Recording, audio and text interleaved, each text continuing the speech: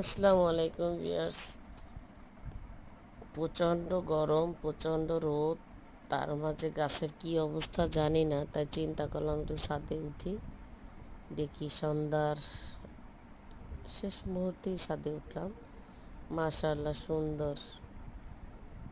সন্ধ্যার রূপও একরকম সুন্দর, তাই না ভিউয়ার্স? দেখেন মাশাআল্লাহ। এই যে আমাদের ড্রাগন গাছ, ড্রাগন গাছে ড্রাগন হয়েছে, অনেক ড্রাগন হয়েছে। 2-3টা টপই তো ড্রাগন গাছ লাগানো। মাশাল্লাহ, এটা তো একদম লাল হয়ে গেছে। এটা খাওয়া যাবে, পেকে গেছে, তার মানে এটা খাওয়া যাবে। মাশাল্লাহ, নিজের বাগানের ড্রাগন ফল।